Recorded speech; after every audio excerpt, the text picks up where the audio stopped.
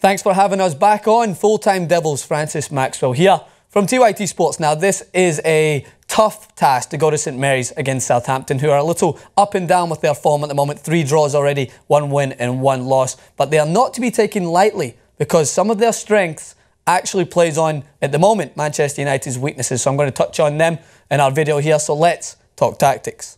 So I'm going to touch on a few things that I think Southampton will pose in terms of a threat towards Manchester United. And bear with me while I highlight some of the things I think are weaknesses, because I know there was a lot of scrutiny towards me claiming that Smalling and Blind were a weakness going into Liverpool's game. But against Swansea, they were combined a weakness. They didn't work in sync with each other. Now, Smalling individually is having a good season so far, a great season, if you must. But when moving pieces don't fall into place, such as Daley Blind having to move to left back now, and with Luke Shaw out injured, we send him our best regards here from TYT as well. We're going to have to talk about how this adjustment will have to basically be figured out playing against an opponent like Southampton, who will try and exploit this weakness in terms of changing positions. Now, Daley Blind, I imagine, as you see here, this is the lineup that I think will actually start for Manchester United. I think Blind will move into left back. I think he can play at left back, but this is going to pose a certain issue that I think other teams exploit, like Swansea did when they isolate Daley Blind one-on-one.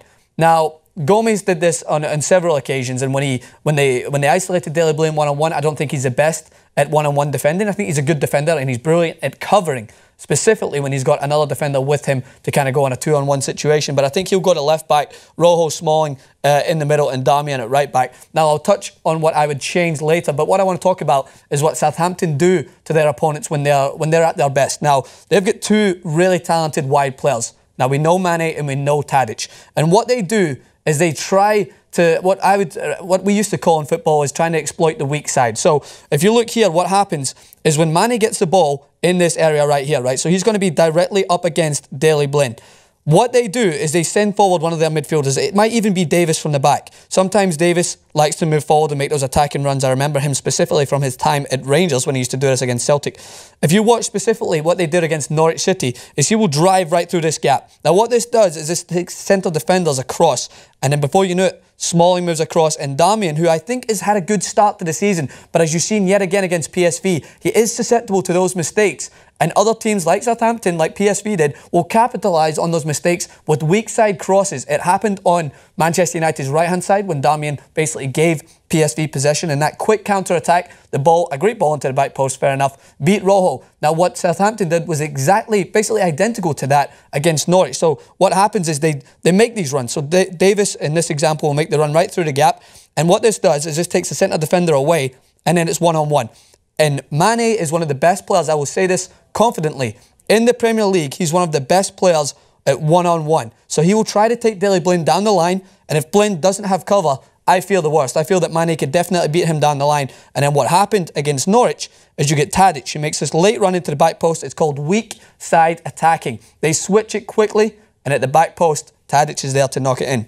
What I would do is then I would move Memphis to the right-hand side, switch him with Mata, and bring on Ashley Young, because Ashley Young last season adapted the defensive part of his game so well. So then what happens is you can then, if you switch in Ashley Young for Mata, as you see here, put Mata out if you happen to make this change, or even Herrera and move Mata into the middle, I would switch them because then Ashley Young can provide cover. And Depay could do this as well, but I think Young mastered this last season when they weren't exactly strong in the full-back area. And he can come back and double up so that Mane doesn't get that one-on-one type of defending that he wants to try and get, because then when he can get down the line, he's very dangerous at cutting it back inside. They've got Pele in the box and Tadic on the weak side. I think that is the main threat that Southampton will cause, because, as I reiterate, Smalling and Rojo are not as familiar as Blind and Smalling were at the start of the season. So I think Southampton will try and exploit this, and then what will happen there is Damian needs to be tuned in at that run around the back post. And I think when he is tuned in, he's a great defender. But you cannot say, and you cannot argue with me, that he hasn't been susceptible to those mistakes, similar to what Valencia was when he played there. Now, don't get me wrong, he's a better defender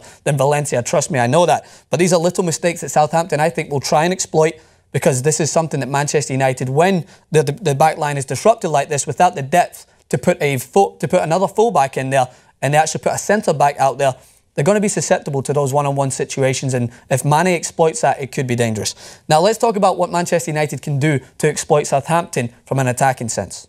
Now, most of my analysis is going to focus on the defensive aspect because I think that's where, if Manchester United tighten that up, I think what they're doing from an attacking sense doesn't have to be reiterated as much, because I don't see them doing much different in this game against Southampton than what they did against Liverpool and what they tried to do more so against PSV. It's the same thing. You want to try and get Memphis Depay cutting in, those direct runs in behind. When he gets the ball into those wide areas, I don't think he is as effective. Now, don't get me wrong, he's good at one-on-one defending, but Southampton will drop deep. And I know Virgil van Dijk, who's now playing centre-back, I know him.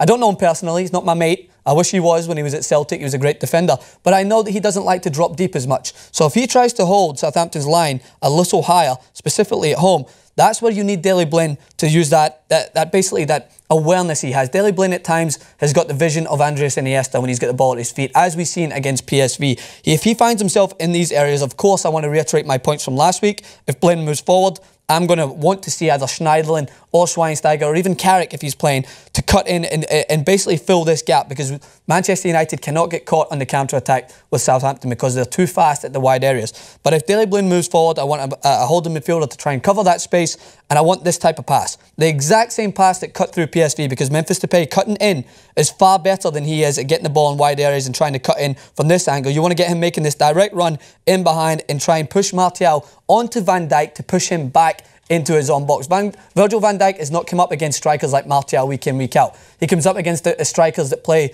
for Inverness away, and no discredit to the Scottish Premier League, and it is where my favourite team Celtic play, but the striker quality isn't the same as what he's going to face. So if Martial can push him back into his own box and basically take Forte back with him, Southampton will have some problems getting out, and that's where Depay can try and basically isolate and try and make those runs in behind. So that's briefly what I would say from an attacking sense. My main emphasis is do not allow one-on-ones at wide areas. And you may disagree.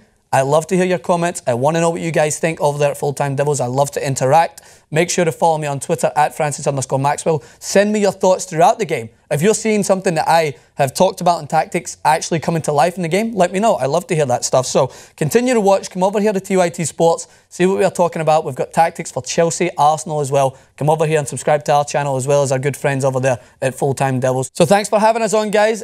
As always, it's been a pleasure.